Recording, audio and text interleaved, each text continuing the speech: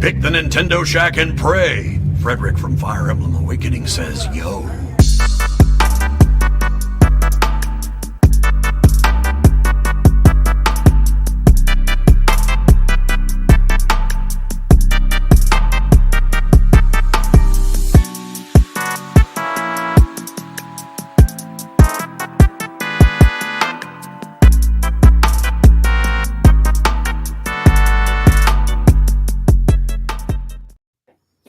Greetings, Koopalings. Welcome to this week's episode of the Nintendo Shack podcast. As my cat is ripping up my bedpost, I can't stop him. He is out of control. Frisk, stop it! Ah!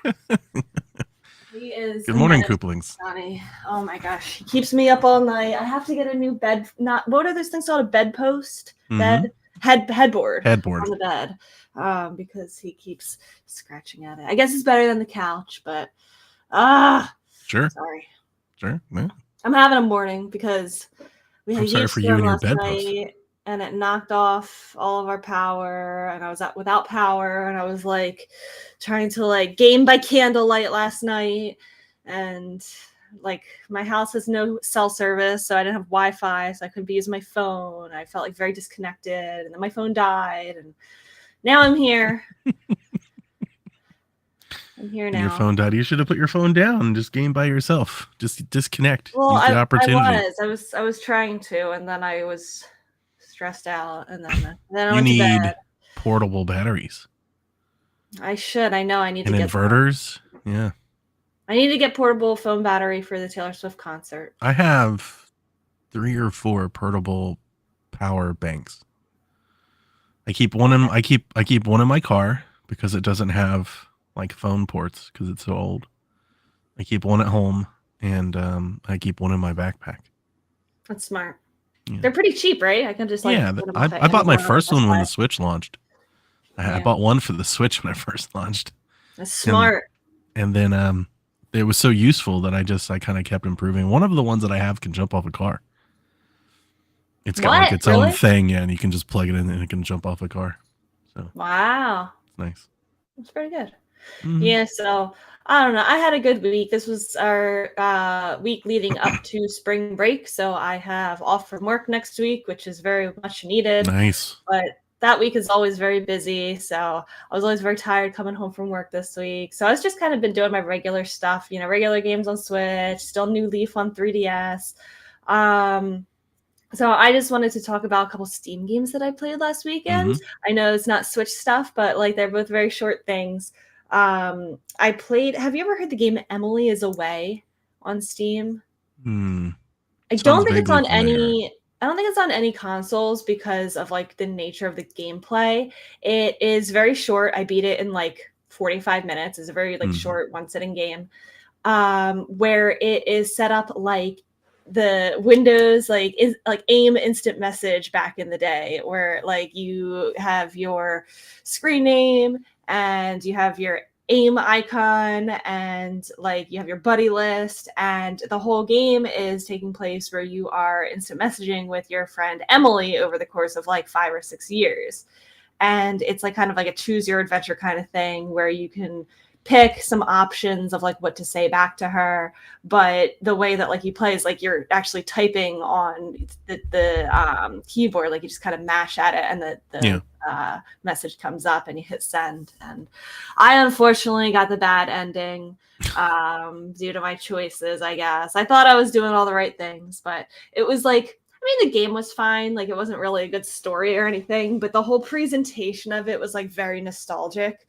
And it looks like there's like a lot of cool things that you can unlock. Like, I typed as my screen name, like Zelda lover, whatever numbers. And because I had the word Zelda in my screen name, it unlocked a Zelda buddy icon for me to use throughout the game, which I thought was pretty cool. Like, you can spend some time typing in screen names and seeing what unlocks. Very nostalgic if you're like our age and grew up in that time, so on and so forth.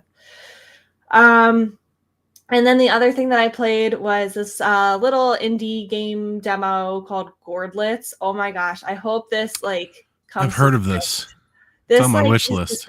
This has just been kind of, I think, getting a little bit of like limelight, online the past couple of weeks. It's like one single developer. It's like a city building sandbox game where there's no objective, there's no limits, there's no time limit, there's no penalties, but it's just like a regular city building where you can use resources, and like little Gordlets, they're like little pumpkin guys, I guess, will come and populate your town, and they'll use like the items that you set, very interactive. But the cool part about this was because I was playing it on Steam, it has Twitch integration, so that people, when I was streaming it, people who like wanted to interact with it could like type in Gordlets into my chat, and their name came up on top of one of the little Gordlet characters, so they can kind of watch themselves like go around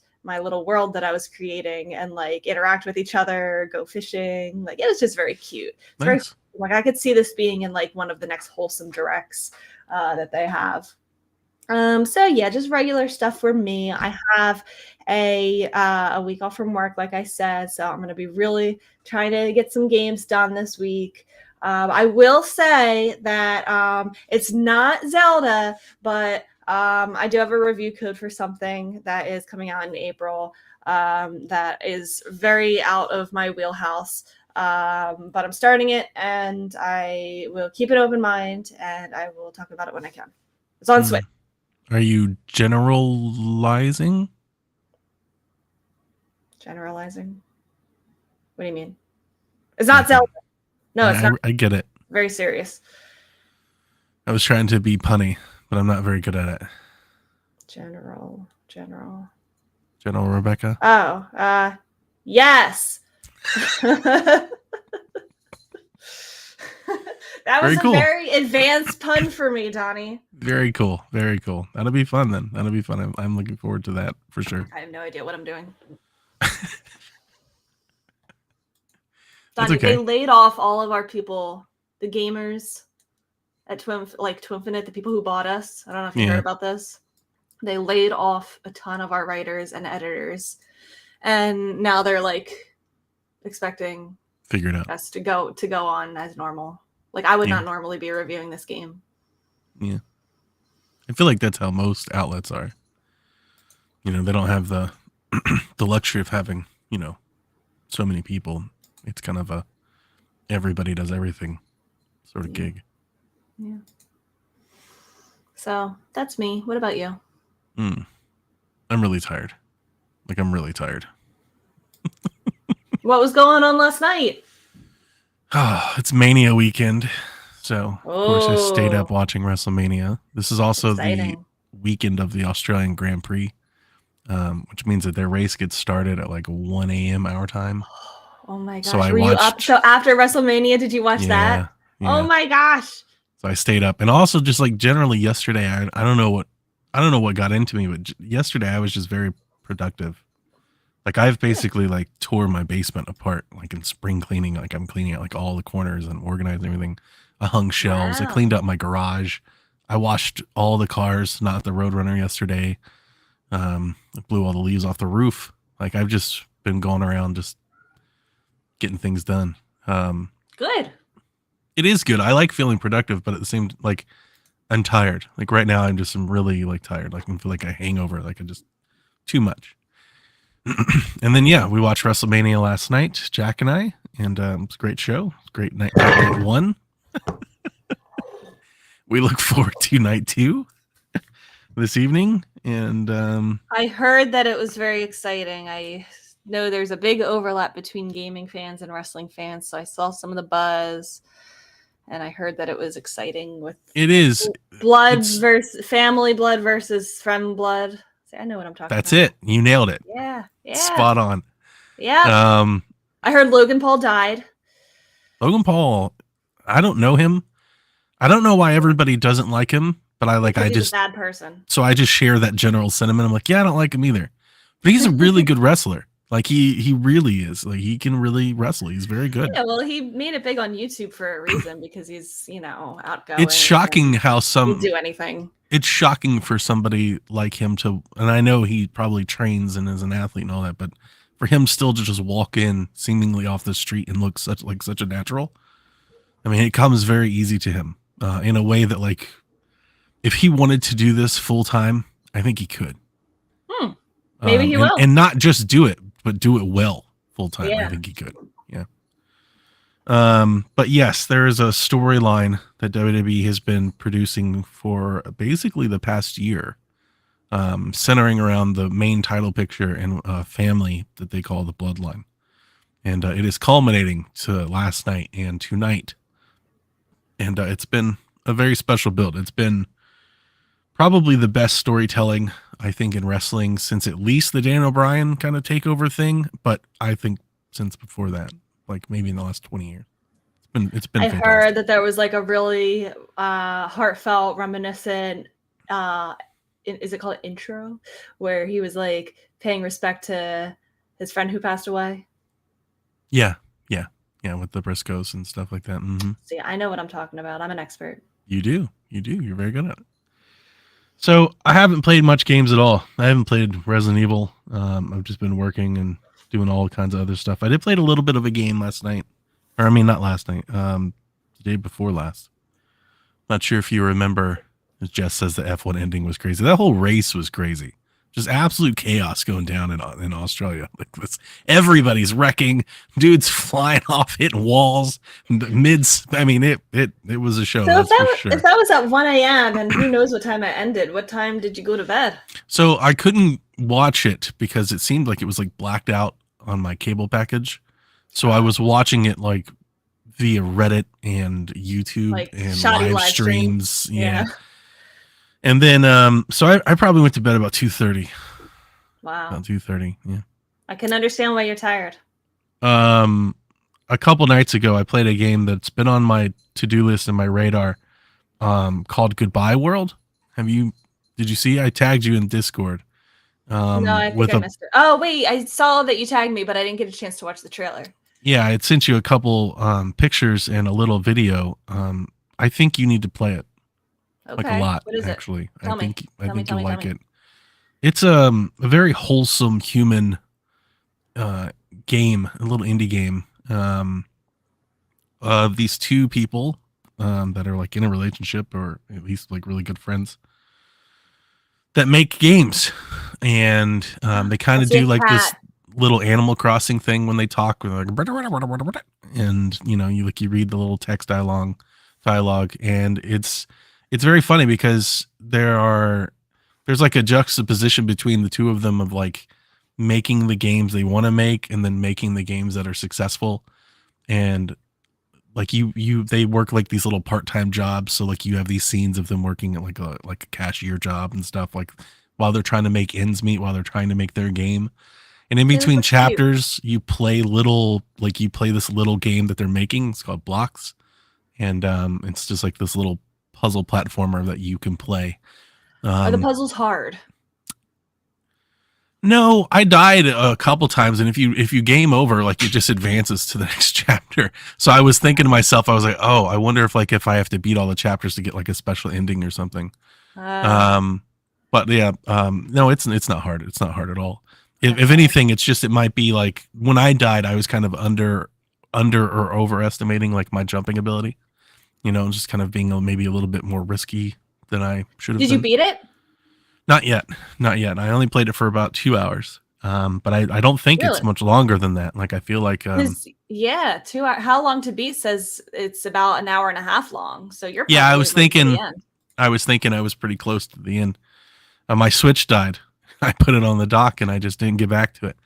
Because I was playing Retro Bowl and racing games and stuff too. But I was like, this game has been sitting on my dashboard, and I was like, I just wanted to play it because the first time I saw it, I mean, the art style is very nice.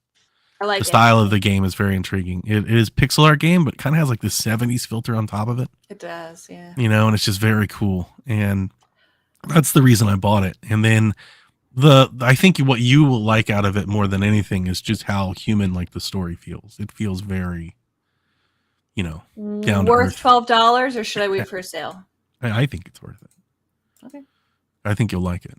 There is a cat. I Like like cats. there's a reason I sent the screenshots that I sent. Yeah. It's I just can, I like can see. this whole time I'm playing it, I'm like, Rebecca's gonna love this game.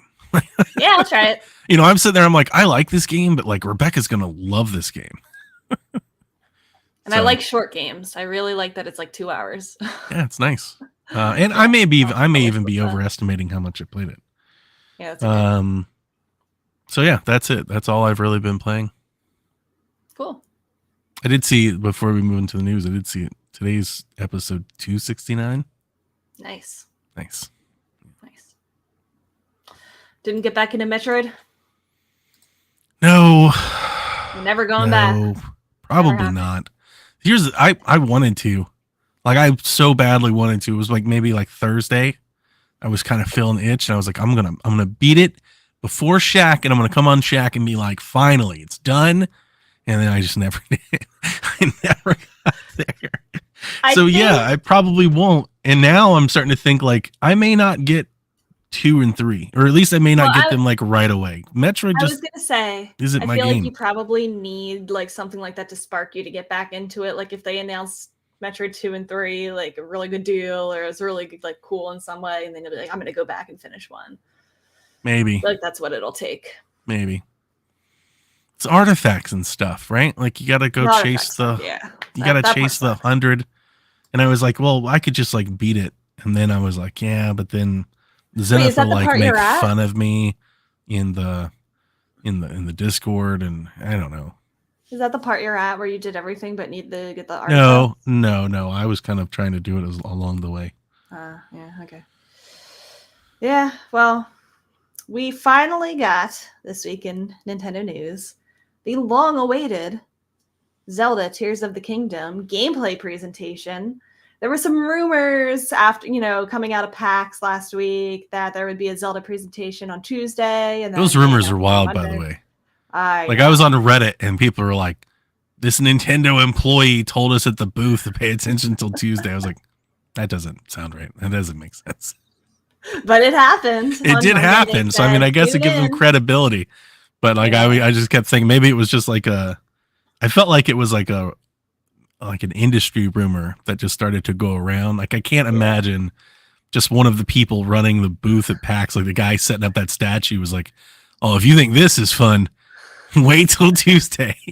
Yeah, right. There was no demo at PAX, by the way, for Zelda. Just putting that out there. But yeah, so we got, I forget how long it was. Was it like 20 minutes something of a of a gameplay? With Aonuma, he was walking us through part of the game, and it mostly showcased 4 of the new powers that Link will have the ability to use during the game. It looks to me, feel free to disagree, but it looks to me like this will replace the runes that we had on the Sheikah slate. Yep. It looks like these are like new runes, but they're not calling them runes. The 4 that they showed us are called Fuse, Ascend, Recall, and Ultra Hand. Ultra Hand. Ultra Hand. So they showed us Fuse where you can. It was so funny because I feel like a lot of the dialogue surrounding Tears of the Kingdom is people hoping that weapons won't break again. And so, like, one of the very first things he showed us, like, he picks up a branch, a tree branch, and starts like whacking at an enemy, and the stick breaks. And then he's like, "Oh, that's a shame. I guess I better find a new stick." And he's like whacking at it again. It says, "Your stick is close to breaking." And I'm like, oh my God, people are probably like crying right now. But then he's like, well, this branch is close to breaking. Let me see how I can fix this. And instead of repairing it, he uses that fuse ability to go over to this like boulder and fuse together the boulder onto the branch to make this new weapon. It was like a stone on top of the stick, and it turned into like a hammer. And it gave that weapon some new life. It made a new thing. So he said that there are lots of combinations that you can fuse items and weapons together. He showed some stuff with like the arrows, like you can fuse different items to arrows to have them do different things. Like that monster part was like the eyeball that you could fuse onto into an arrow, and it would like kind of be like a homing thing to go onto the like target onto an enemy that you're shooting an arrow at. What'd you think about that? Good timing, right as I was taking. Sorry, I'm sorry. No, you're good. I'm on board. Like I'm very excited. This fuse thing, I'm kind of split on. What? Because at first it looks, it's very impressive. Let me get that out of the way first. It's very impressive. There's going to be thousands of combinations. Exactly. There's going to be so many combinations, and everybody else but me, maybe, mine goes nuts, and they're like, oh my God, I can't wait what I'm do. And I'm sitting there, I'm like, I don't want to do all of that. Also, I think it's kind of, at least in the demonstration that they showed, Rebecca, it just looks silly. I just don't like the look. They're like, here, you just grab this acorn and shove it on the side of your shield. I was like, that looks stupid. Why are we doing that? I'm just going to walk around like this hodgepodge of stuff sticking off of Who cares? Link. I care. Imagine taking a chicken. I'm the only one. It to your shield. It's like, I like survival craft. In the games that I've really gotten into, most recently being Valheim, I really like this style of game, but I kind of wish that there was maybe a more traditional look at this, and I may come back to eat those words like when we actually play it, because what they're doing is very impressive. The fact you just like do it on the fly, the fact that there's any logic behind it all seems to be following loosely like the cooking crafting tree, like where items and colors have additional meanings. You don't have to do any of it. Like instead of just having like a stone on the shield, which looked ridiculous, I would have much rather had a stone shield. Or instead of having like the rock that he had a whole boulder. There's a whole boulder. It's like Resident Evil, like a whole thing, and then it just magically shrinks into like this little handheld stone he just puts on a stick. There's a silliness to it that makes me like, that just gives me a little heartburn or a little hesitation. I'm just like, real? Is this is it? Like, I don't know. It makes me worry that the Zelda game won't be like the grounded experience that I'm hoping it will be. But knowing Nintendo, I'm sure that that's still there, but they're just showing this part off. But if this is like the part of the game where you're just like figuring out how many different things to fuse together, that may not sit with me.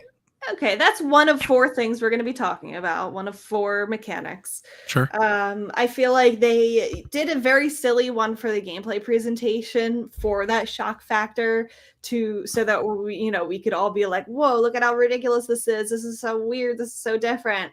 I do feel like there will be very logical and like, what's the word I'm looking for?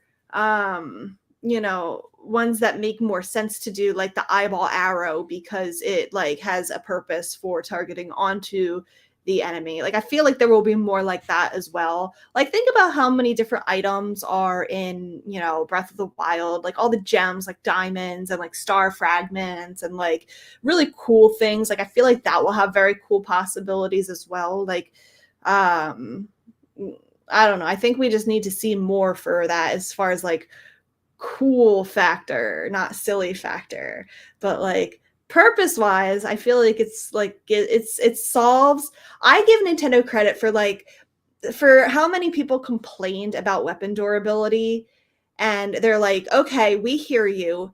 Instead of removing it entirely, which could have been an option, and like making permanent weapons again, giving a like a blacksmith repair system, which you know makes sense. A lot of other games have. I think that's what I would have blacksmith rather repairs. have had.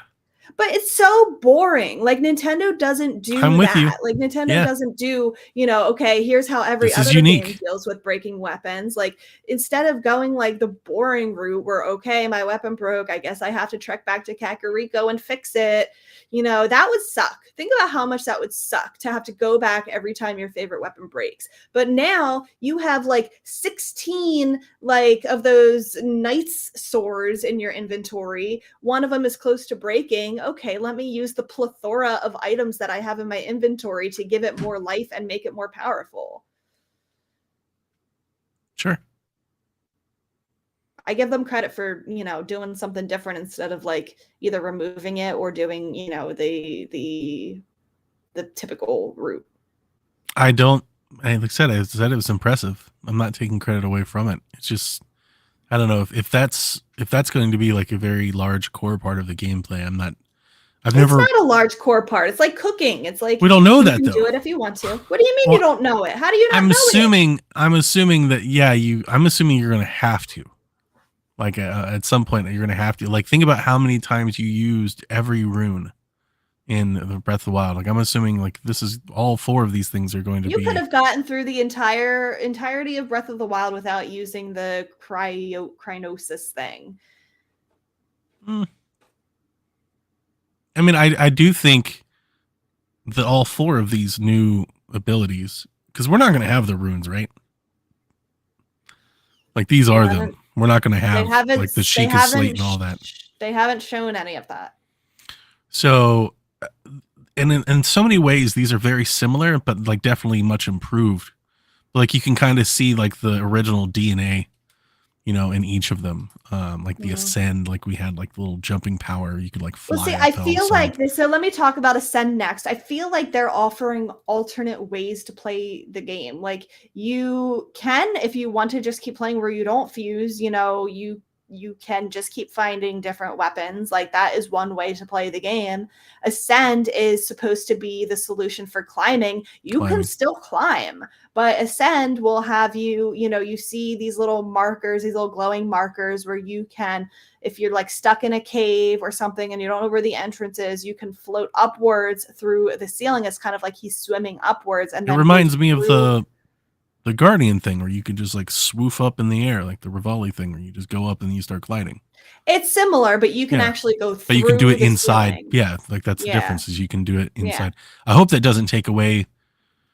I don't think it will, but I hope it doesn't take away from like that open air feeling that Breath of the Wild had. Like I very much enjoy like, you know, climbing something, getting to the top of something, and then gliding off of it and gliding around like the little world. You still can climb. Did not take away climbing.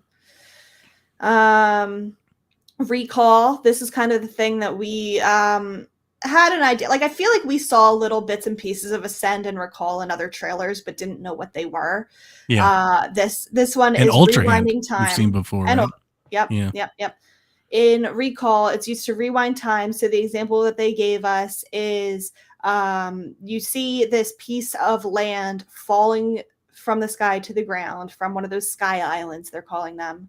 And you can go and jump on it and then use Recall to kind of rewind time and send that fallen rock back up to the sky island. And that's one of the many ways that you can use to get to the sky islands. And that reminds me, that's like a natural evolution of the one that froze time. And the rune that you could just freeze something. Now it's got a little extra to it. And it'd be interesting to see how we solve puzzles with something like that. It could be a lot of fun. Yeah. Well, I think, do you remember, I think it was the second trailer where I think we saw the recall rewind where we're like, oh my gosh, is there time travel? Because he used that little metal spiky ball and like sent it back up Yeah, the hills exactly. through the enemies. So maybe this was something that the enemy was like shooting down at you and he used recall to send it back flying towards them. Mm-hmm. And then the Ultra Hand, everyone freaking out over that name. Ultra Hand. Is I think what we can use to make different vehicles like those cars and boats and stuff by gluing items together in specific ways to make those structures. We saw a simple raft that he made in the gameplay presentation where he took a bunch of logs and glued them together to make a raft. And then he put an engine on it. He found this little engine that he used to make it go forward. It looks like there's going to be probably thousands of ways to put things together. Mm-hmm. It looked like there were parts. The parts for those, like the engine parts, were up on the Sky Islands. So, maybe I feel like that's something that might be a little bit harder to get. My question about this is, I spend all this time making a really cool boat or a really cool car. What happens when I'm like done using it and want to use it again at a later point? Like I spent all this time making a really cool car, but then like I'm going on my adventure and my car is on the other side of the map. Do I need to remember where I left my car? Yeah, I was wondering that leading up to it. Everybody kept asking about vehicles and stuff, and I, with a lot of like the runes and stuff, you could do it so often, and then like if you did it again, like your old stuff would just break. Like the ice and stuff like that. Like, does the game have the memory? Does this keep all these little structures that you built around like just indefinitely? Like, what if I know a lot of people on Reddit are talking about trying to build houses or stuff like that. We haven't seen anything. I haven't seen anything like in terms of walls and stuff like that. But I guess you can do that. But like, I'm wondering if you just spend 2 hours on it, and you reload the game and it's just gone. Right. Like that would suck. Or is like the Blood Moon change it or something?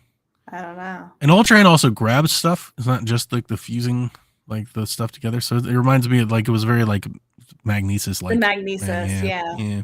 So it does seem like a lot of these are, somewhat upgraded. Yeah, they're similar. Like when you see them, you're like, okay, I know exactly how to deploy that, but they have new application, which is nice. Yeah. Yeah, I just know that they did this because it's building off of the contraptions that people made in Breath of the Wild when they weren't supposed to. Sure. So I think they were like, wow, how can we take this and like actually make it a gameplay mechanic? And I think people will make really insane things with it. The motorcycle I can't see in chat asking how the motorcycle worked. That you could actually just like hit a button to magically bring it back to you. Like it was not something you had to go find again. Yeah. It'll be interesting to see if they add it to your inventory or just how any of that really works. It doesn't, I mean, in the demo that we saw with the little boat, it seems very like flippant. Like that maybe that boat would just stay there, right? Like he just leaves it there. But yeah, I don't know. So we'll have to see. But that was the bulk of the gameplay that he showed. They saw the word Zonai.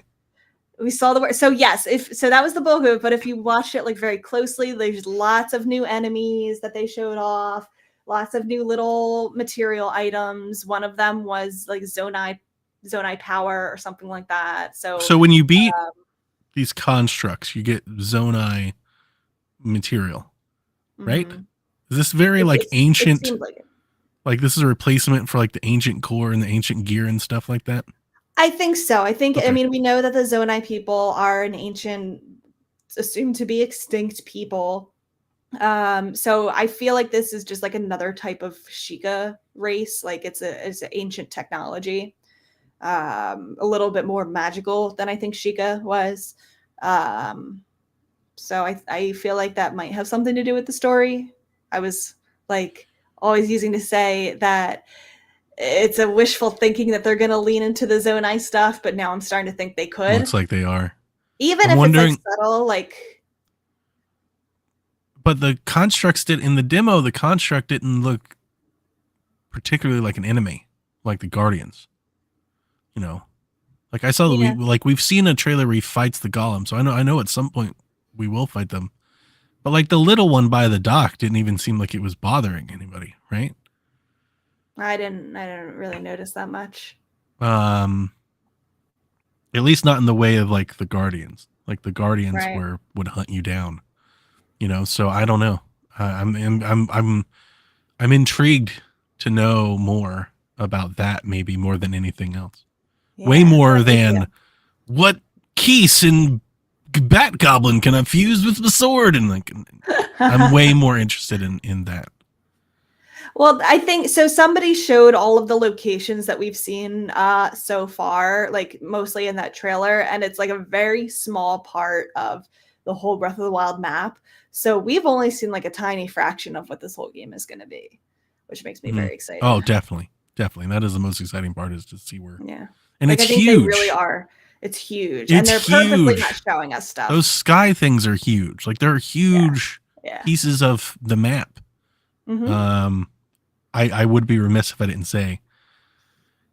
I mean, the game technically and performance-wise didn't look stellar. It looks a lot like Breath of the Wild, but even That in is the other true. parts where there's like lots of foliage and stuff, look real muddy, real edgy. I'm like, oof, what are they capturing it So, on? Is it I have a old? Like, theory. is there any hope I can pull from this? Please be better than that. I have a theory, and you're not going to like it. Yeah. Because of, you were originally going to want to wait to play the game until we got our Switch Pro. I do somewhat kind of sort of think that this is the Switch version, and in a year or something, they're going to refresh it with the better a version. Switch Pro version, and people will rebuy it for that. Yeah. Not everybody, but people will. Yeah. Probably us. That hurts. Yeah. I am digging like the kind of golden autumn look. I love the yellow and stuff like that. It's a very happy look. And it's my favorite thing about Ghost of Tsushima. Like I just love that style. So and I like that it'll be that distinct. Like we won't have to wonder, like if we're seeing somebody's gameplay or screenshots online, like we'll know, like, okay, this they did in this, one of the Sky Islands. Yeah, coordinates. That could be really cool. It could be. Because with Breath of the Wild, there were so many people. IGN famously, they made like an ArcGIS app, like a map with all the icons, everything on the map. You could zoom in and move around. And even then, like you would find yourself like, I'm in the spot where they says it is, but it's really not here. It's like, like 200 feet to the left or right or something like that. Mm-hmm. So the fact that you get coordinates will make sharing things a lot better and easier. But I am wondering, personally, knowing how coordinates can work, if we'll find like hidden coordinates, like quests. Ooh. Where you find like one coordinate for doing this thing, you find another coordinate for doing this thing, and all of a sudden you find some awesome sword or something like that. That'd be cool. Yeah, or like puzzles. Like maybe you hear like, you remember like when you would go into like the stables and you would get like little rumors of things and people tell stories, and I'm wondering if there might be stuff like that with coordinates involved, or maybe like missing numbers you've got to figure out. Thing like that could be a lot of fun. That's the kind of stuff I'll get lost into. I'll lose days. Like, where is this chest? It's like a treasure hunt. Like an actual treasure hunt. It is. I'm like, all right, Ganon, we'll deal with you later. I've got to figure out where this coffee is buried. I love it. Did you see the Korok with the backpack? No. So in the very beginning, as he is riding on the horse, it's like a very split second, but he is riding past what, if you look closely, is a Korok by the stable, backpack, just standing out in the open. I thought it was the Maraca guy. No, it was not. It was a little tiny Korok with this huge backpack on him, and he has, that little quest dialogue that like passersby have over their head, like to say that they have a quest for you. It said, "I need help to find my friend." And so I'm wondering if Koroks are going to be very different this time, where instead of like, I don't know. They seem to be out in the overworld this time. if you look at the map, like the whole map, there's like a little piece where you can see, somebody pointed out, you can see where the Korok Forest is, and you can't see the Deku Tree anymore. It's just like flattened, like that whole Korok Forest behind the Ooh. castle is flattened. So it is like either like demolished where like all the Koroks had to flee. Sure. Maybe it is up in the sky now. Maybe it's underground, which Hyrule and chat just said. And I feel like maybe after Dude, that floating Deku Tree would be awesome.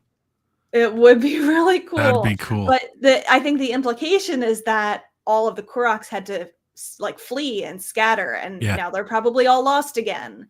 And now they're like, you know, I need help finding my friends. Maybe you find him and have to bring him home or something. That'd be cool. I did see in that same scene, you reminded me, there are like these little, what appears to be like little construction areas, like little stages, like little plots of like bricks and wood and lumber and stuff. And I was like wondering, near the stable. Yeah, and I'm wondering, like, are these like, would there possibly be? And I only say this because of seeing like how deep like the crafting system and stuff has gone. Could this be like a full blown Terry Town game wide type of mechanic where you have to like rebuild things like town by town? Or is this just like something that they're doing that you're not involved in? I wonder if it could be a way to like register blueprints for our creations. Like stuff maybe that makes more sense, I guess. Car, maybe you can purchase a blueprint, go over to your structure, and then that like, makes save sense. it, and then you that can makes like sense. recall it when, you know. I didn't like, even think that. Let's say that, like, you know, you made this really cool boat. I bought a blueprint. I can. You see how uninterested I am in all this? I'm like trying to think. I'm like, oh man, like what if are we gonna rebuild like all the city? Like, and people are like, no, that's where you're gonna put your car, dude. I'm like, oh, okay. I think it'll. Never mind. You don't have to use it. No. I like the idea of rebuilding Hyrule. Maybe having like some sort of input to like the buildings and the structures that go up in the towns.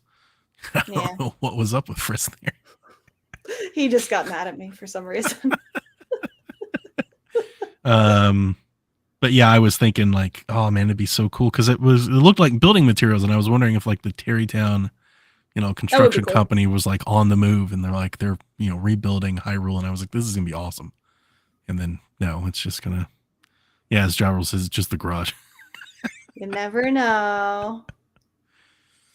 But I do think people will make houses and like really cool stuff. And maybe that'll be a part of it. Maybe you get to build it. Yeah. That would be awesome. Actually, that would be the kind of thing that I would get into. Because to me, it has like a world building and story element. I care so much more about that than like building a cart to get around on. You know, I'm the type of person, I'm like, I could just use the horse or glide. Okay, I glide everywhere anyway. This is Zelda. I'm not like trying to make it like a city building sandbox. Like I'm trying to save Hyrule, not build a town. Yeah, but a part of maybe build it back. You know, like maybe if it's all destroyed, you got to help raise. Well, it just gives you. Where's my dungeon? It gives you a reason for like collecting all the stuff you're collecting. If you can like dump it into this bank to help rebuild stuff. Yeah. And like every time you come back, things have improved a bit, and like you get to buy new stuff, and there's more people. Okay, that would be cool. Yeah, that would be cool. I don't really want to do the building myself. I don't know about dungeons. At first I thought maybe the Sky Islands were going to be like dungeon-ish, like maybe you get to unlock something, but I didn't see a whole lot there. But there is a lot of stuff that I did notice, and I have not looked into like analysis of the trailer or anything, but I definitely saw. It's like we definitely get caves, right? Like with the ascend thing, like we're gonna be able to do all these caves and things. And you see them on the map, like they're like they look like they were checked off. So I'm assuming you can complete caves. Could that be like shrines? It looks like they mark the entrance to a cave if you have found the entrance and exit. So that's interesting. Yeah. So like, I didn't see any shrines. I didn't see any shrines. Somebody saw a shrine marker on one of, like, not on the world map, but the Sky Island map. Yeah. The shrine marker. So there might be shrine, but we didn't see any shrines. So that makes me wonder if the shrine marker is more like a dungeon. Yeah. And the caves are more like a shrine. Like they seem to be taking like So far, everything we've seen is everything that you think is there, but it's changed in some way. Like Mhm. it's different. And I'm wondering if there's something like that afoot here. We're Yeah. like, hey, no, there's not 180 shrines, but there are a lot of these very shrine-like things that you can go do if you want.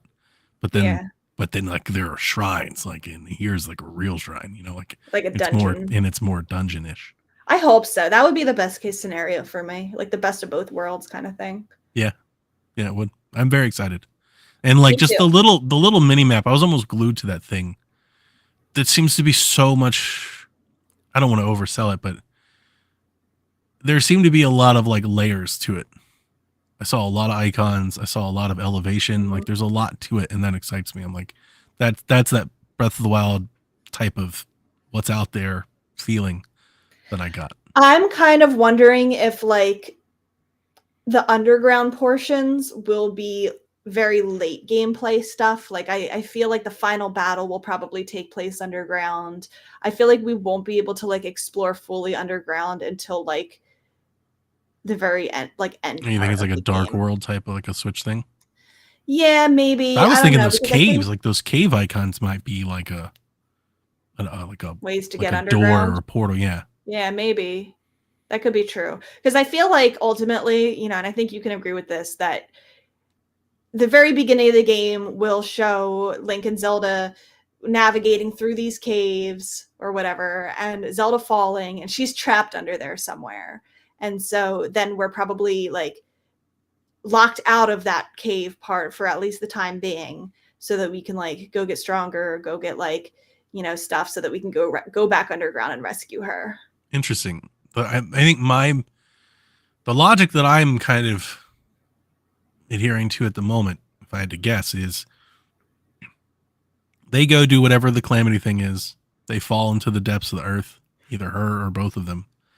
And then to like fix things, to reset things, he's got to go back in time somehow. Like I keep trying to explain like why all of a sudden he's like Survivor Link.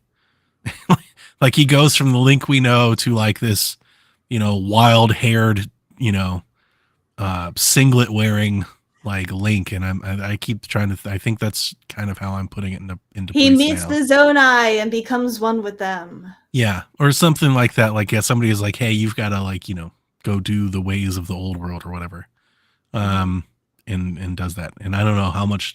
I mean, it seems like time travel is a part of it, or at least heavily speculated. A lot of the stuff I keep reading, it seems to be centered around time travel. So I'm just assuming that maybe that's in there. I'd prefer it not to be, but it does seem to make sense. It does seem to make sense. I think Zelda dies, and we need to reverse time to save her. Yeah, that's kind of where I was going. Yeah. Cool. They showed off at the end of the gameplay presentation the system that we all were wondering if it was real or not, because it was leaked. And then did you see beat 'em ups? I saw that some people got the system by nefarious means, apparently, but yeah, they just have it. Yeah, they're like, here you go. We've had it for months. Like, yeah, and that's why it leaked. Like, of course, never going to do anything like that again because one person decided to be stupid. Well, so this is what I always, when I remind folks about leaks and stuff like that, when everybody's wondering why would there be pictures of it existing so far, like they have to, it takes a long time to manufacture things. And this is what happens. This is how leaks happen. And it's not just video games. There's phones and laptops and graphics card, like everything leaks because you can't make millions of something without somebody getting a photo of it. And you can't wait till, a month before it launches to make millions of something. It takes too long. They've got to be made. They've got to be boxed. They've got to be shipped. I get that, but I'm just saying they're never going to give it out to these influencers again because of one person decided to be stupid. And that's true. Yeah, they're going to keep writing. I mean, the people that do these sorts of things, and I think, as I understand it, he was already like on the outs or whatever with Nintendo. But yeah, as people do this, you're going to be written off. You're going to go to Nintendo jail, like Jeff, and like there's, like you're going to have a hard time working with them going forward. But for certain YouTubers to get some clicks and stuff, they don't care. But it was wild to see that like the day they announced it, he was like, yeah, I've got one. And here's like a full unboxing. It was a wild thing that I can't recall ever seeing happen like with any other product. like any other video game product like that before. Like, oh, and we've got one. Not like they sent us one to Yeah. show you a video. Like, no, we just have it. We just have it now. But yeah, that's Mhm. exactly how it leaked. So yeah, it is exactly what we thought it was. Right? It is the one that we've seen. It's got the white dock and the Yeah. Joy-Cons green. They also showed off a Pro controller and Switch case. That looked much nicer, in my opinion. I pre-ordered the Pro controller. So when they first went up for pre-order, had I been able to get one, I probably would have joined you because I like it a lot. I don't know. I don't like the white grip. Like, I think the white grip just looks out of place. I want to replace it with a black grip. But that aside, I like the controller a lot, the design.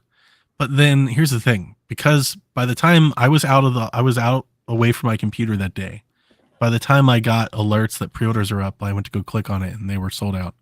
So I didn't get one. And now that like I'm sitting on it for days, like away from the hype and the FOMO, now That's I'm thinking I'm not going to get it for a couple different reasons. One, I play most of my Switch right here at my computer, which has had me using like I have a nice wired Pro controller.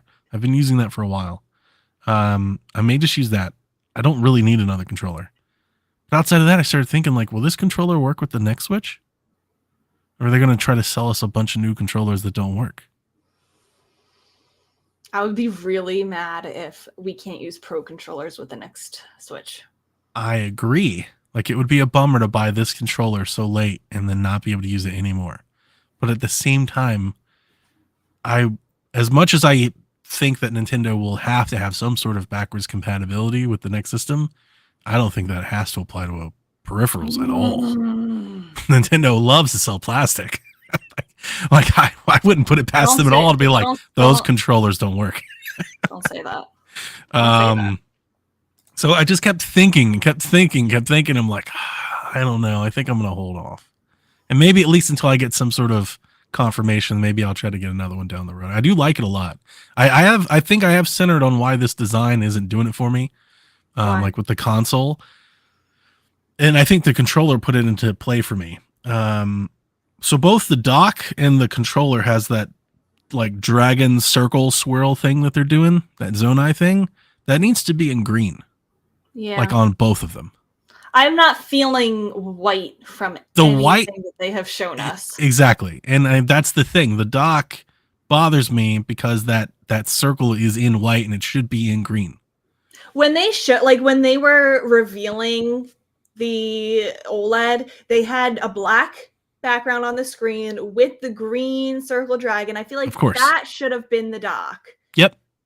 Black and like what are we calling it? Teal. Yeah. Black and teal, whatever. It took a minute. Teal. I kept staring at them because like I've never liked them doing like, here's the white dock in the black grip. I'm like, what is going on? Like, make your colors match. Like, if you're gonna do a theme, give it a theme. And then it like really settled on me. I'm like, this Zonai thing should be in green. And if it was in green, like on that Pro controller, if the right stick that's circled in that thing, if that was in green, that Pro controller would look amazing. Like, it would be incredible. I think I would have been like, oh, I have to have one. Are you gonna keep that white? Are you gonna keep that white grip? I don't know. Now I'm forgetting what it looked like. It's got a black grip and a white grip. I don't remember it bothering me. Pro controller. And it's just such a weird way that my brain works. You know, I don't know why I'm this way with colors, but like when things don't fit my eye, like it really bothers me. Yeah, I might switch out that grip because that's pretty easy to do. Oh yeah, it's a one screw. They pop right. And off. they sell the black grips. You can get them. They make glow in the dark grips and stuff.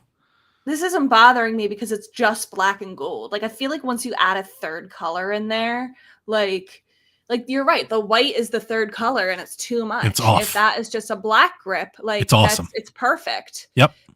Or you could have done the black and the teal. I wouldn't have liked the black, teal, and gold. That would have been too much for me. You know what I mean? Sure. Yeah. So yeah, I think I'll do that. I think I'll replace that black grip, the white grip with a black one. But I don't know. I still feel like overall it's like, I don't know. I like the design. It's really nice. I like the gold.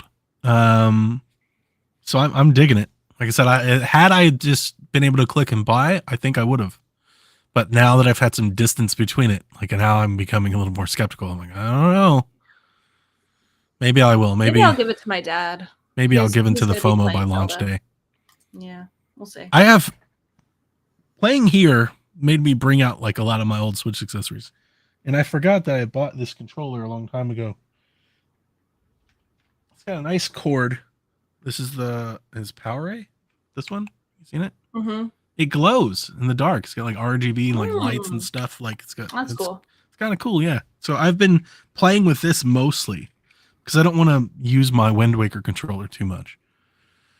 So I've been playing with this mostly, and I was just thinking, I was like, this is fine. Like, there's nothing wrong with this controller. I would never play it. Like if I was playing on TV, I would want a different wireless controller. But the fact that I'm just sitting here playing, I'm like, this is fine.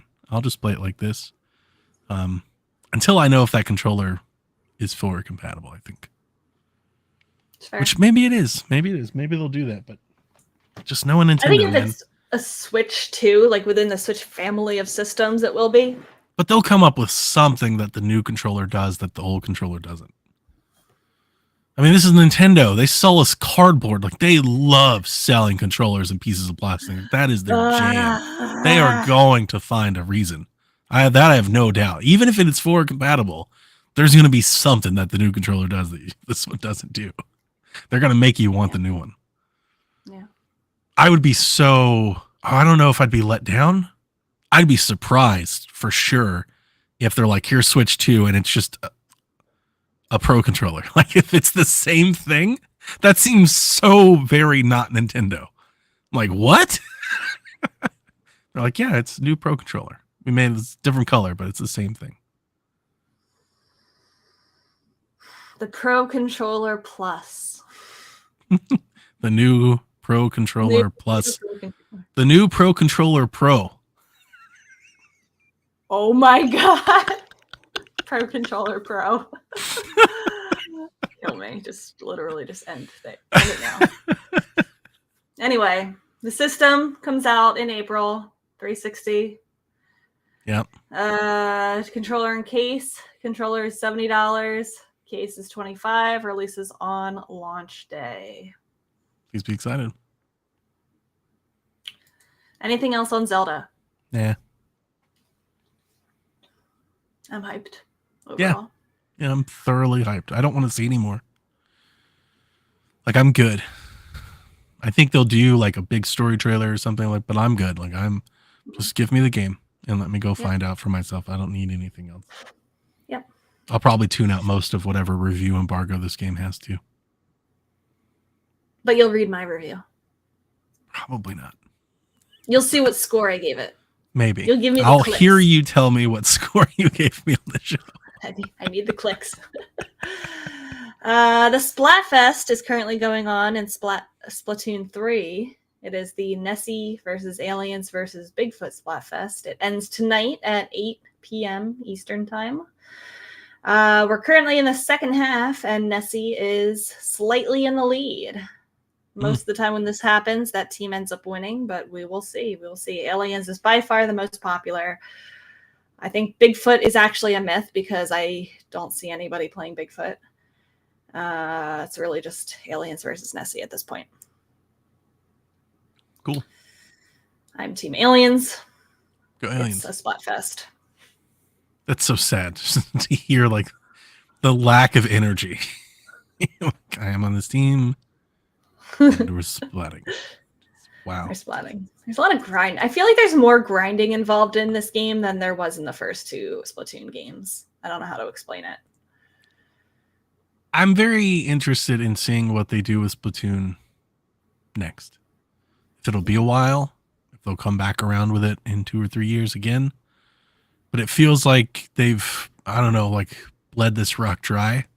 It's like they need to do something new. It might be time for a Splatoon spin-off game.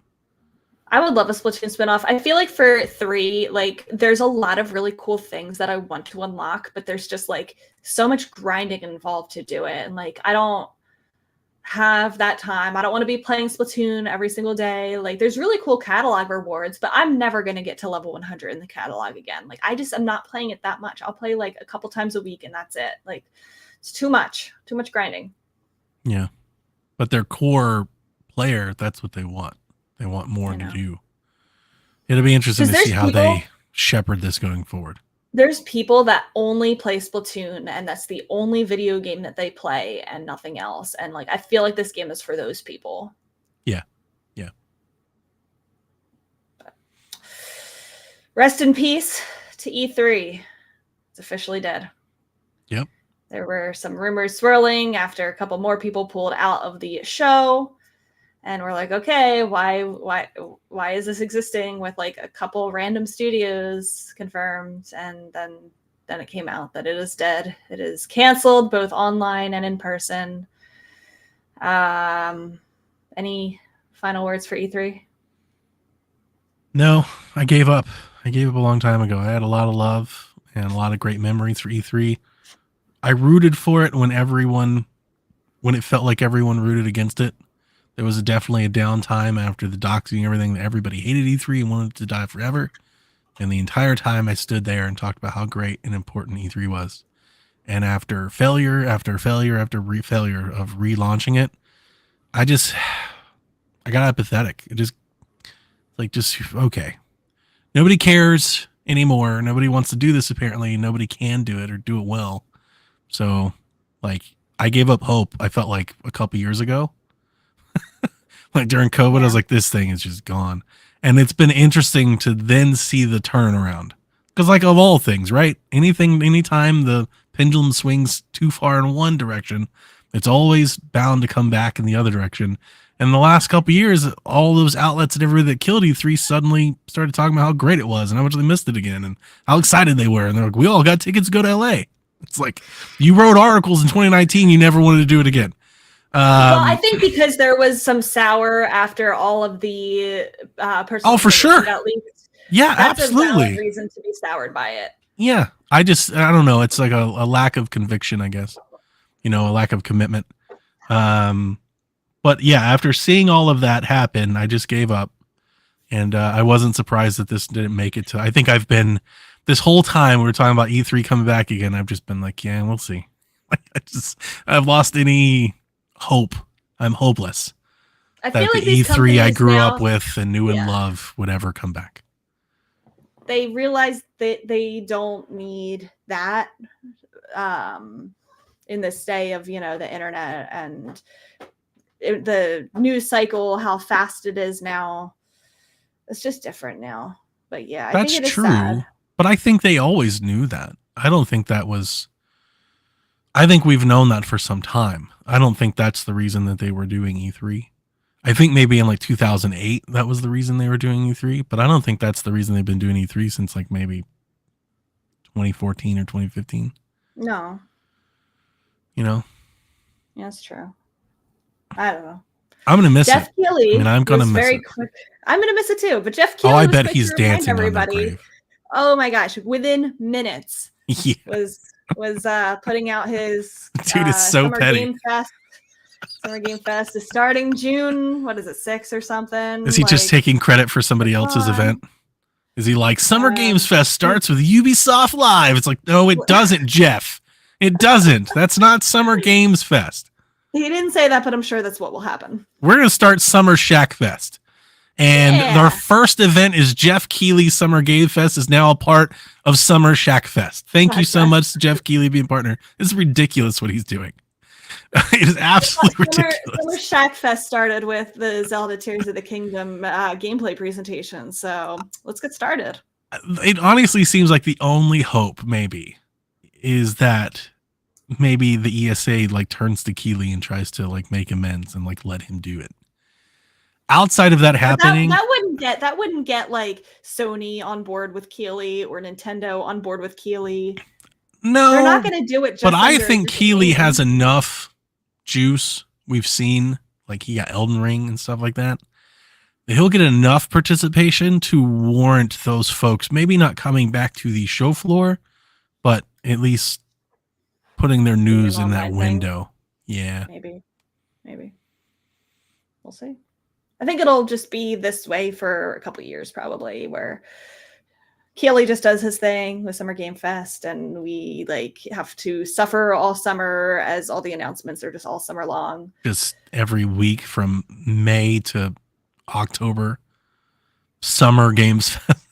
Yeah, he's starting Summer Game Fest on June 6th, which is still springtime. Yeah. I mean, what we're going to do is we're just going to have a lot of individual events. And the thing that I always said when everybody wanted E3 to die is the thing that I liked about E3 most was its condensed nature, but also the fact that I would watch other events and other showcases because they were a part of the show. Yep. I would never watch the other ones. If exactly. They and now that we're going weekend. back to this, everybody's like, why share the stage? It's like, well, because I'm not going to be there then.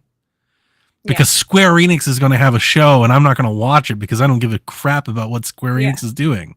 But during E3, I did watch Square Enix and I watched Konami's terrible E3 presentations because it was a part of the show. I was already there. I was already tuned in. But now I'm not going to watch all 18 of these. I'm going to watch the 8 that matter to me. And then I will read what Rebecca says about the others or hear about it on a podcast again. Like that was, I think people so easily dismiss that. So easily dismiss that for the internet. They're like, oh, that doesn't matter. I think it does matter. Like who's going to be tuning into the PC gaming show and who's going to be teaming into the Guerrilla presentation. Indie showcases. That's how I learned about Devolver. Now, to be clear, I'll always watch Devolver from now on. But how I learned about Devolver was at E3. There's so many other people who would only watch it during E3 and might not tune into their normal presentation. Yep. Any of the indie showcases. Yeah, exactly. Yeah. It'll be I mean, Jeff can do, all of this cool stuff, but it's all spread out and I don't know. And it's just live streams. They're just commercials. They're just YouTube videos. And that's cool, but there was a special thing in the air about having the venue. I would watch people that were there talk about their hands-on, the impressions, the booth. It was more of a culture thing. It was more of a community thing than just the trailers. And we have to watch trailers between our trailers with this too. Oh God. You can see how short my memory is. I've already blocked out those terrible. Yeah, I'm not doing the Jeff things. That's why I don't watch the Game Awards. I will wait until somebody tells me what cool happened. I will go watch that. I'm like, I need that filtered thing. I won't sit down and watch that anymore. Yeah. It's a shame. 18,000 TV commercials. Rest in peace, E3. Yep. Last night, the Mario movie had its red carpet premiere. I know you're not particularly excited about it, but there's some cool stuff coming out of it. Some content creators were also invited. I saw that Ash Paulson and Steve Bolin from Good Vibes Gaming were in attendance. Cool. They get to see it. And the general reaction seems to be very positive from these people who went to go see. So Tim Geddes, some quotes from him, teared up from the hype more than once. I'm not sure any movie in history has had this many Easter eggs and good ones. Oh, you just cut and paste that quote indefinitely, Tim. Enjoy Eric that one. Davis from Fandango and Rotten Tomatoes says it's the ultimate love letter to every era of Mario. I felt the same way watching the movie as I do playing the games. That's nice. Ultimate love letter. I only saw one negative reaction coming out of it.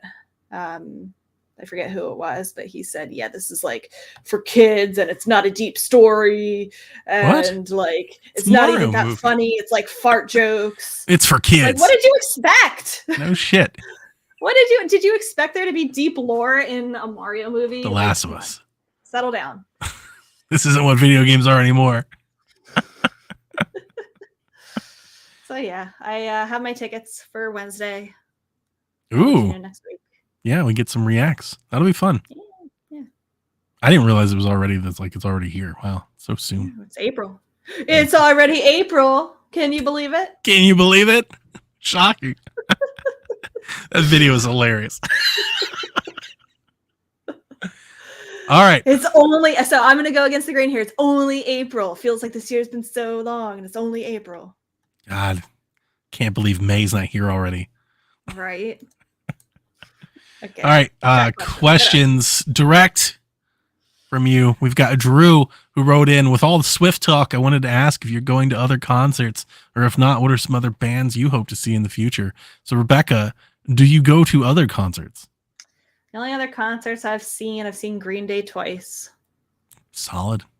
I don't really go to other concerts. I've never seen Green Day live myself. They are so good live. You need to go see them they before you are. die. They're so good. They are good. How's the Swift tour going? I need my weekly Swift check. So I was watching the live streams the past 2 nights. She's in Arlington, Texas this week. And I just want to say that they are God's favorite, because for the secret songs last night, they got 2 10 out of 10 songs. But let me tell you, can I just talk about this real quick? I just have to, because I need to.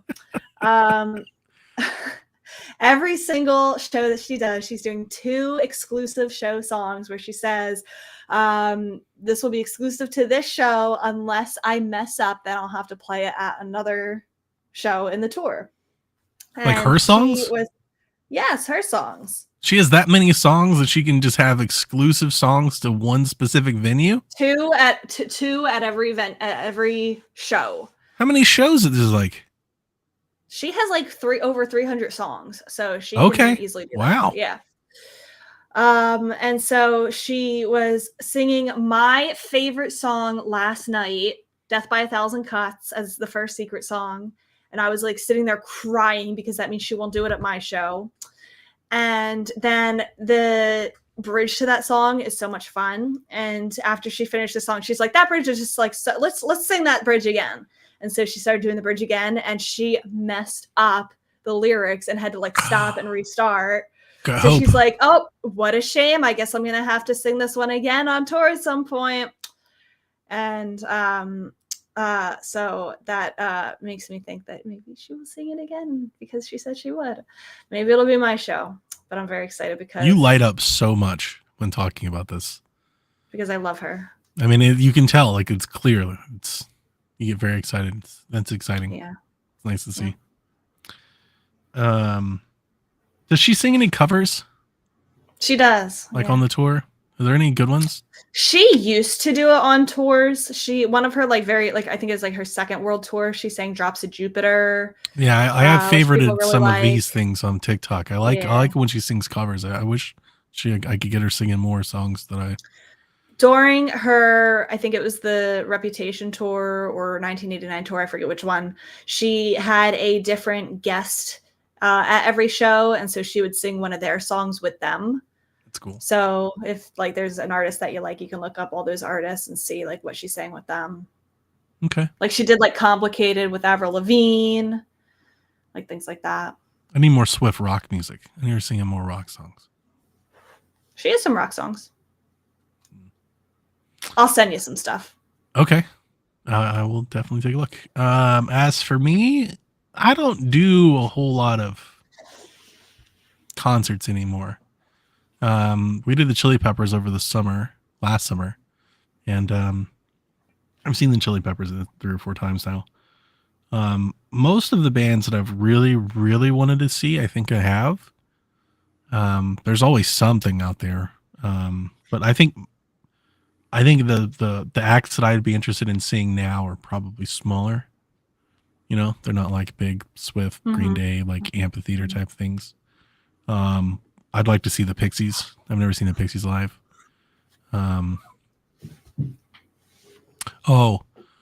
So the Gaslight Anthem, I love a lot. Probably one of my favorite modern day rock bands. And I discovered them through Guitar Hero on Wii U. Oh, that's awesome. And when I discovered them, I was like, this band's great. I want to go see them. And then I learned that they had released like 2 albums and split up. Oh, no.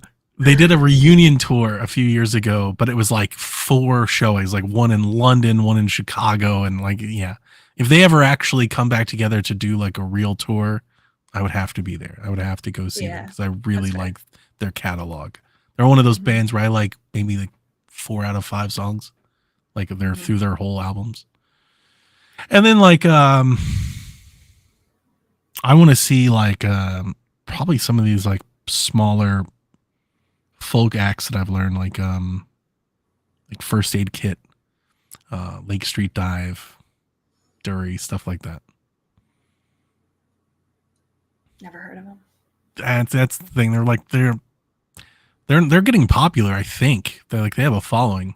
You can see them on TikTok and YouTube and stuff. It's probably how I found out most about them. Lake Street Dive is kind of like an old school band. They do a lot of covers and stuff. And I actually wanted to go see them. They had a venue in Atlanta they had on, and they're like a little. I want to call them a cover band. They do their own stuff, but I think they're known for doing covers. That's what got them popular. And they sold out in like an hour.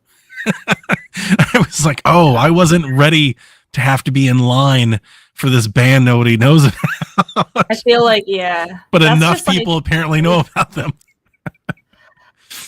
So, I missed the boat on seeing Panic at the Disco. They've broken up now again. My Chemical Romance is back together. Maybe I should go see them before they break up again. They're doing that. Was like the big emo tour thing, right? Yeah. Mm-hmm. I don't know. The only concerts I've ever been to are Green Day, Taylor Swift.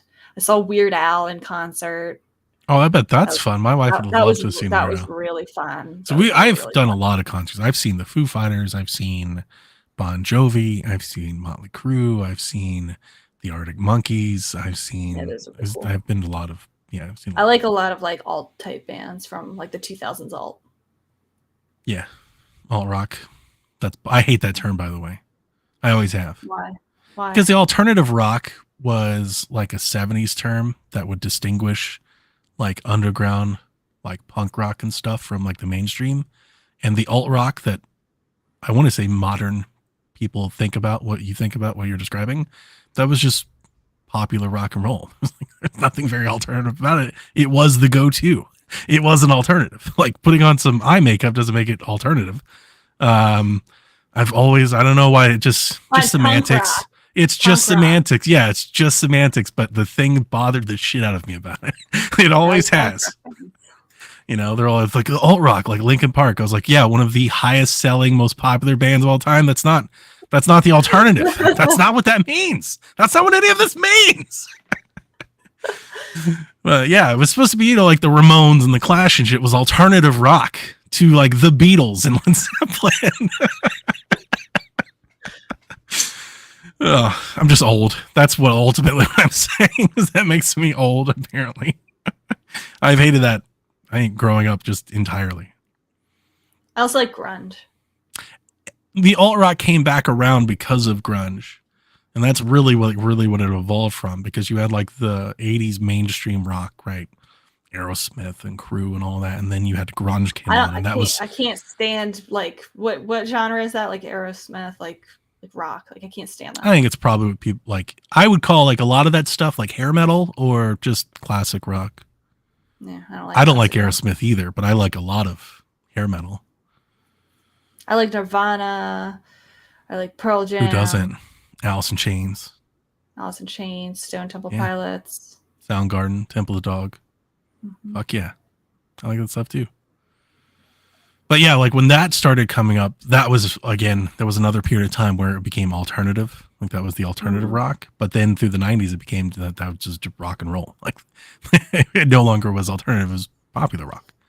Mm-hmm. You would have been more alternative if you were like Metallica at that time. That was the alternative. So.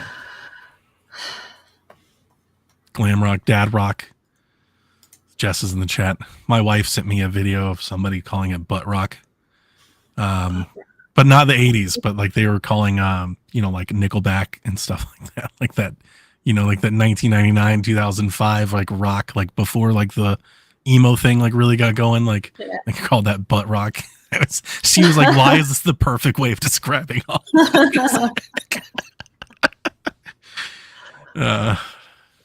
it's funny. Anyway, Joe writes in, what are your 3 most underrated Switch games? Underrated Switch games. Okay. Live Alive, because y'all didn't play it because Xenoblade 3 came out. It is now going to come to PC and PS4. So go play it. No excuse. Y'all freaking promised and you didn't. Chrono Cross, because it is the unloved child of Chrono Trigger. And Ender Lilies, the Metrovania. Those are really good. I was gonna say SteamWorld Dig 2, because I think the game was just excellent. I want to say, I don't know if this counts. I want to say Astral Chain. You know how much I love this game. Mm-hmm. You think that counts? Yeah, that Okay, counts, it's one of my favorite games on the entire library, and like, yeah. And then I got what I feel like maybe is like an off the wall answer. ARMS. Yeah, I guess that counts. I think it's ARMS fun. is low key kind of awesome. Like, okay. It was Sure. super fun. I had some very grippy moments. Like that game, Grippy. the core game of ARMS is excellent. It needed more. If we get an ARMS 2, I will say, wow, Nintendo is wasting resources. And John 32 says SteamWorld Dig and SteamWorld Dig 2 are on sale. They are excellent games. That's a good answer. There's a huge sale, like everything Bethesda's on sale as well. Like Skyrim and Doom and Wolfenstein, and they're like super cheap. Like $8 and stuff like that. Okay. So you never want to see ARMS again. Nope. I would be down to see ARMS again. It was a really good fighting game. Outside the box fighting game. I just wanted more like, I don't know, like maybe like a campaign or a story mode or just something else, to some more meat outside of just play with your friends. Because play with your friends was excellent, but everything else was just kind of meh. Yeah. Okay. Okay. West 3DP says best games to play when you're sick. Go. Breath of the Wild. Anything that doesn't have an end, like Stardew Valley, Animal Crossing, like anything that just keeps going on forever and ever. Yeah, when I'm sick, I really like open world games. Anything I can just like go get lost into and take my mind off of it. Kyle the Pug says, if any Nintendo character were to make a pizza, which toppings would they likely choose to create the perfect pizza? He asks this question. Kyle. He asks this question on PSVG, and Delvin and I were just riffing. We did like Link and we did Kratos, and he asked us about Mario, and I was just like, Mario's just like basic bitch, right? He's just gonna have pepperoni pizza. And then somebody wrote in Discord, and they were like, you really missed an opportunity to put mushrooms on his pizza. That's like, so obvious. We didn't even come to me. That's really good. You're right. It's got to have mushrooms on it. Completely fucked that up. Yeah, I don't know. What's your what do you got? I don't know. Why is it? What's on Pikachu's pizza? Pikachu likes extra cheese because he's a mouse. Yeah, you're being too literal with it, I guess. I was going to say something with pineapple because I was trying to dye in like the yellow. Pikachu likes, this is gross, but ketchup on his pizza because of that one episode of the anime where he likes the ketchup. You're right. Yeah, he uses ketchup as sauce. Yeah. With cheese. Yes. It's a ketchup and cheese pizza. Yeah. That's pretty good. Okay, so we did Mario and Pikachu. I think that works. TJ, what is your least favorite thing about your favorite video game? It's a good question. My favorite video game is A Link to the Past. And my least favorite thing about that game is that it's a pretty hard game, which is fine, but I always think, and I think this is because of the Super Nintendo limitations at the time, if you lost at a boss and died, and you had to go all the way back to the beginning of the dungeon, and there's no like quick warp to the dungeon, and there were often no hearts to revive yourself near the boss of the dungeon. So like if you lost, you have to trek all the way back, lose so many hearts along the way, not be able to refill your hearts, and then you're like close to death going into the boss. I believe the Game Boy Advance version added warp points to it. but that game sucks for other reasons. So that is my least favorite thing about the Super Nintendo version. Favorite game is Wind Waker. My least favorite thing about that game are the chart quest collectathon part of the game. Yeah, it's just boring and time consuming. My other favorite video game is Last of Us. My least favorite thing about that is The Last of Us 2. That's cheating. It's not cheating. I think that totally works. That's not part of the game. TJ asked me the question and I answered. Rebecca's so mad. Yarden says, I can't believe Donnie pre-ordered 2 Tears of the Kingdom OLEDs. So Absolutely not. Not even a little bit. The chat like that one. That makes me happy. I'm waking up a little bit. Starting to get into my spirit. See, this is the thing. PSVG gets me at full force. Like 2 drinks in, I'm just letting it fly. Like you get like it's such a milder version of me. I'm not quite here yet.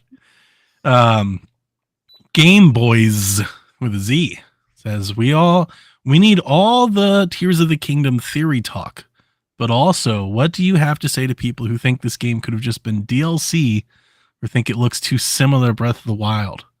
What I have to say is you're stupid and your opinion is bad and you should stop talking. Rebecca's going hard in the paint. You're right.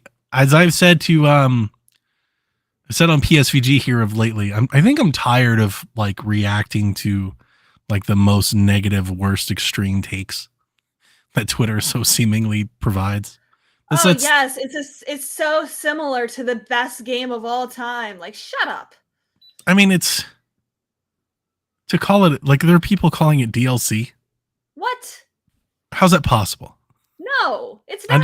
No. Don't even give that credence. I'm not even going to give that an acknowledgement. Just moving on. Grouchy, Nintendo missed the boat, not bringing back the Power Glove for the Wii. I got one, Donnie. I saw your picture. I got it for my birthday. I've never seen one of those in real life. It's so bad. Is it? You ever seen that movie? No, it's like it's awesome. It's cool. Okay. That's a quote. I love the Power Glove. It's so bad. Oh yeah. He writes, if Nintendo gave Suda the green light to create a no more mushrooms using all the Nintendo characters as boss fights, look, that's the movie I want. Okay. Any classic boss battles you absolutely want him to create. I want Travis versus Tyson. That's really good. No more mushrooms. I don't understand. No more Travis touchdown fights the Mario Kingdom. I mean, this is good. I went Travis versus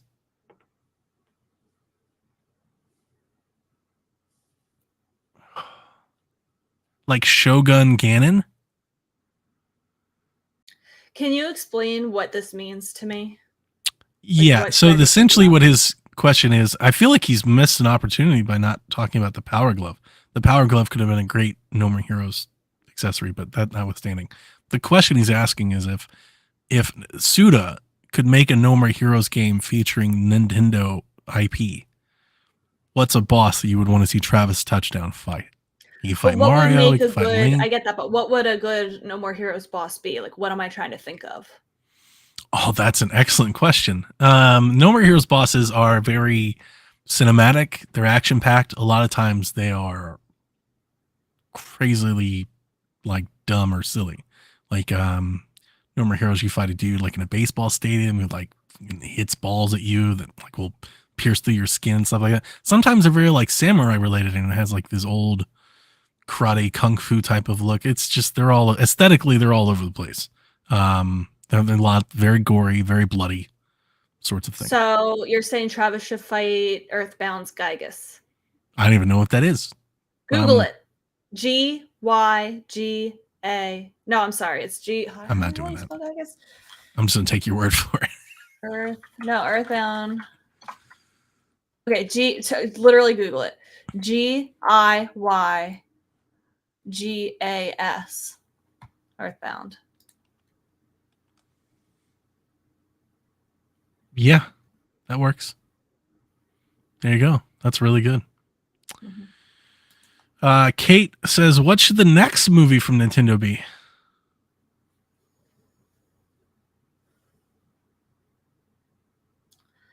I think the next movie from Nintendo should be a sequel to Mario. Yeah, it's gonna. That's exactly what I was gonna say. They're just gonna make another Mario one. We got Chris Pratt. You know, like you can't let that go to waste. It'd be, Chris Pratt starring as Link. Chris I don't want Pratt to see another starring movie as Fox. for Mario. I want to see like series, not movies. What do you got against movies? I don't know. We're about to have a whole I Dead don't versus Donnie combat like take here again. I don't think that most Nintendo franchises translate well to movies. I agree with you, actually. On this front, I probably agree. Yeah, I mean, I don't think their other IP can hold a movie, like a big theatrical release movie. Me neither. Yeah. Like if there's a Donkey Kong movie, there wouldn't be this kind of hype and excitement around it. Mm-mm. The hype is there because it's Mario. He's iconic. Mm-hmm. As popular as Link is, unless they did it really, really well, I don't think a Link movie would be there. I don't think so either. So I would like to see like a slice of life Animal Crossing anime on like Netflix. I would like a Gundam-esque, like an Adult Swim Star Fox anime. Would That'd be be cool. fucking awesome. Yeah, that would be cool. John 32, if you could fuse two items in real life, what would they be and why?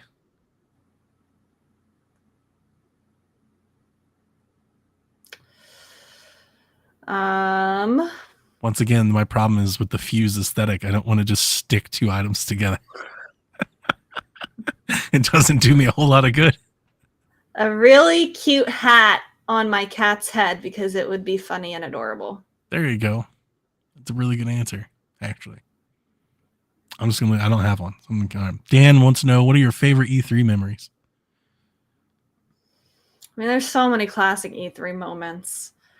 Like the Twilight Princess reveal was just so good. So this is like, I feel like maybe an underrated answer, but seeing Wii U Zelda demo revealed for the first time, the Wii U Zelda demo was good, but seeing Splatoon for the first time was just so wacky and cartoonish, and I was like, oh my god, what is this? I was like on board. Super fun. The minute they showed it. I was just excited that Nintendo was doing a shooter again. I was so excited. The E3 where they were so wacky. They had like no games to show, but they had like all the puppets and stuff of like Reggie and the puppets. Like, that whole showcase was so good. People went nuts for the Nintendo Muppets. Mm-hmm. I mean, there are a bunch. I think I remember. Part of me remembers E3 for being bad as much as the good parts, and I like both. Like they're all good, but like when I think of E3, I get these visions of Ridge Racer and like stuff that runs through my head. Don Matrick. I think of Just Dance. So many Just Dance moments. So many cartooned animals dancing in a theater of people not dancing. They just make the funniest clips. They're like, "Are you excited? Lady Gaga." There's like 1,000 people just quietly sitting, watching stuff like that. But I also think of Reggie. Reggie stepping on the Wii balance board. Yeah. I love their Nintendo Music. Do you remember was Nintendo it their Music? Oh or Wii boy, Music? do I remember Nintendo that Music. Was so freaking bad. It was so terrible. You're like, what the fuck? What are you guys doing? No. It was horrible.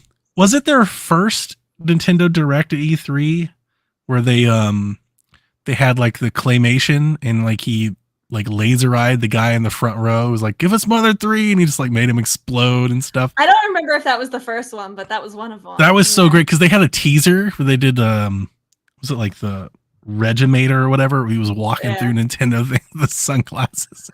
That was great. That was incredible. That was my favorite. That was way better than the Muppets.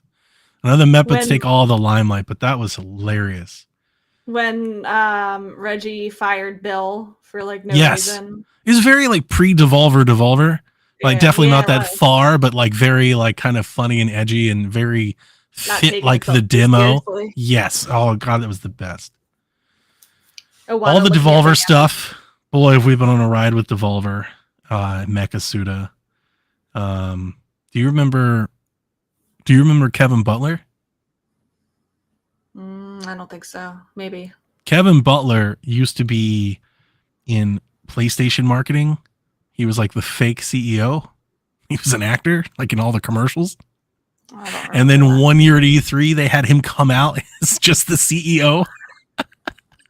Okay, And he's I'll up there, look that up. and he does a great monologue, just a huge like speech for gamers and everything. And like that was really, really good. You're breathtaking. You're breathtaking. That Keanu.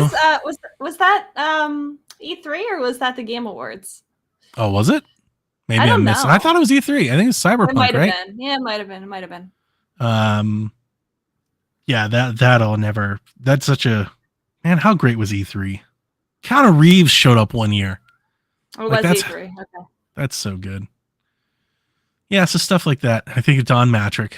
I think a lot about Don Matrick and how he almost single-handedly torpedoed the Xbox brand from ever existing. I think a lot about Don Matrick. I spent a lot of time thinking about Don Matrick. How somebody could have failed forward so hard.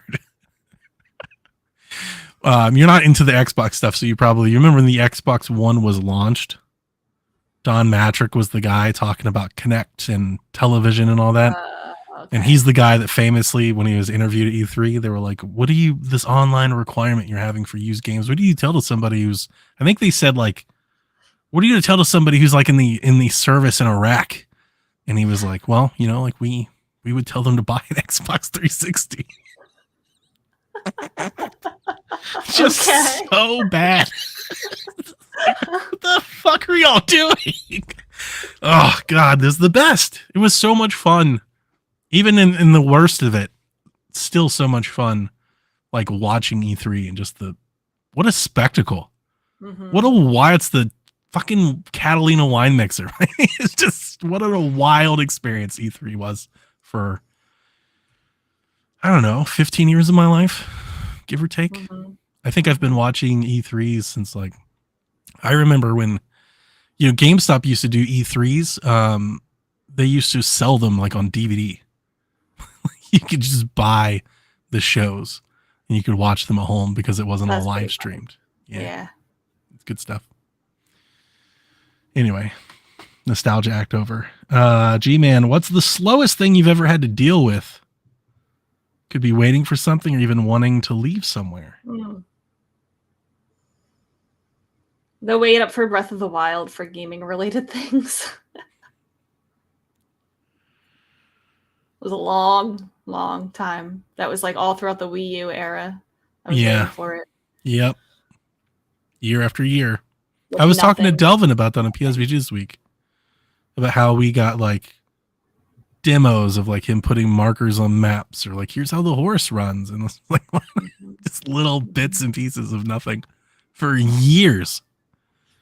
I don't know if this counts, but it's the only thing that really comes to mind. And one of my biggest pet peeves, my cats apparently serenade me for attention,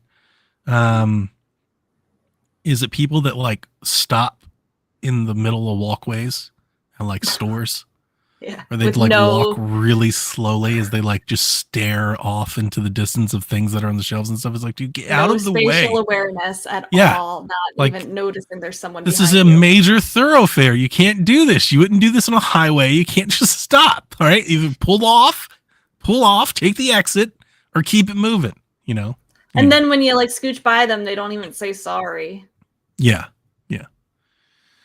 Jay says, after watching WrestleMania, I remembered how great of a game WCW Revenge was on N64. Rebecca and Donnie, what are your favorite sports games?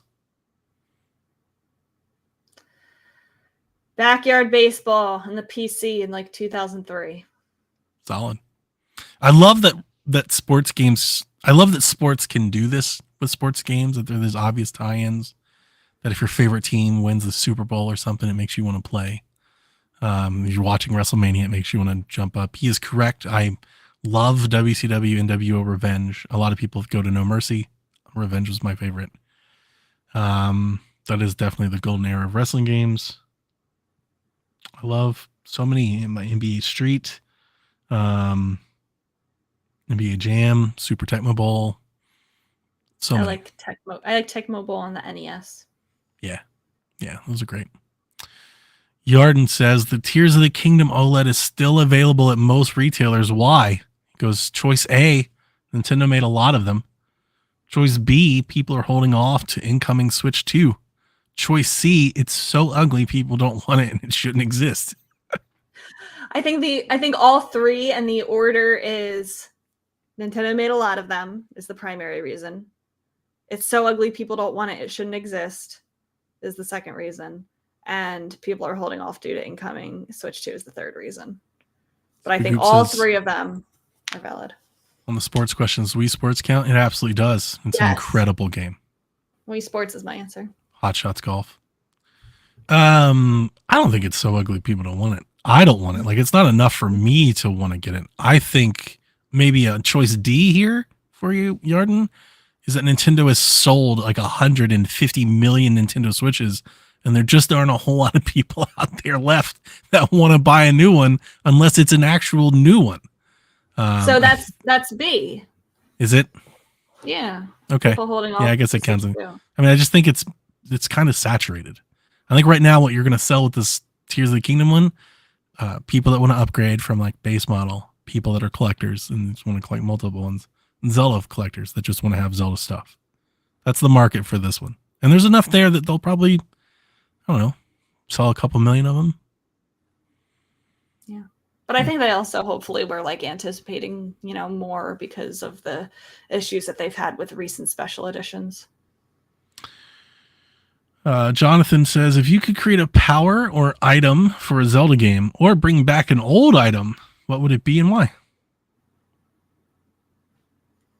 I have a lot of answers to this question. Bring me back the hover boots and Ocarina of Time.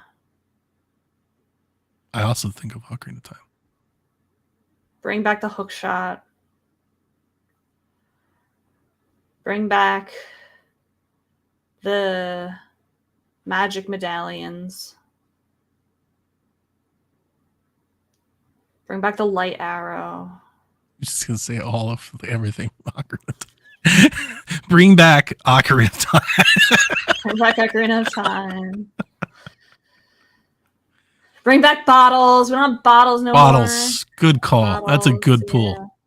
Of all the ones you've said so far, bottles, I'm most interested in. Bottles. Bottles are great. Hey, you take Ganon down. Yeah. Right, you just need one bottle. What I was going to fishing pole. You made a fishing pole. Ooh, I like fishing. But it won't be. We'll never get like the fishing mini game that Ocarina had. What we'd get is like, like you fish now, like you throw a bomb in the thing and the fish come floating up and stuff. It's, no, that's not. Yeah, it's only good if there's a mini game. Yeah, like Twilight Princess. So I instantly think of the mirror shield. I think of like the different boots. Like you went to hover boots, I went to iron boots. Mm-hmm. Like I'm instant, and like I was also going to say like I miss like things like the scale. Like I miss like permanent upgrades you could earn through like side quests and trading quests and stuff. The gauntlet. Yeah, like that cool kind of like progression stuff. I loved a lot, and I would love for Breath of the Wild to have some like hidden things in there, and they kind of do with like if you think of it like an armor sets, but I would like it to go maybe a little bit beyond that. Mm-hmm. The bottle is a great one, and then the last one I was going to say was the ocarina. I miss how much music used to be an important part of the gameplay, and I think like you started to they went away from it and they started moving like the wind and like other instruments like, but you had it so right with the ocarina.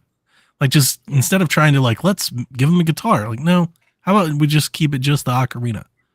That would have been cool if it had become like a series staple, like something that is a defining feature of every Zelda game was the ocarina. I loved using songs to change the environment and change puzzles, just like exactly what I'm thinking. The scale and the boots and the stuff like those were important parts of dungeons and puzzle mechanics, and it was more than just a song or an item, which is what. So many of the armor sets in Breath of the Wild just feel like, not cool cool stuff, cool looks, cosmetics, strong, cool, but not like ingrained into the puzzle gameplay that, going forward. You're not raising and lowering the water levels and sinking and floating above it and all that. Like that's a whole separate, there's a whole extra level of complexity there that I kind of feel like has been missing. Yeah, I agree. Last question from Al. Do you think Tears of the Kingdom could be the prequel to Breath of the Wild, or have some sort of Ocarina of Time like time travel mechanic? No. No prequel, no going back and starting before everything went to hell. Because if it's time travel, like you could do both, right? Like you start in modern day, you flash back to before day, you come back to modern day. But the funny thing about the time travel dilemma, if you're like, oh, I got to go back in time to save her, it's like, well, why don't you just go back in time before she fell? Yeah. I do think that might end up happening, but I don't think it'll be a prequel to Breath of the Wild. I don't think we're going back that far. I think the only kind of time travel that we're going to see is kind of on the shorter scale. And then at most, we'll eventually get to the point where before she fell. Like, I don't think it'll go back that far to pre-Breath of the Wild. Okay.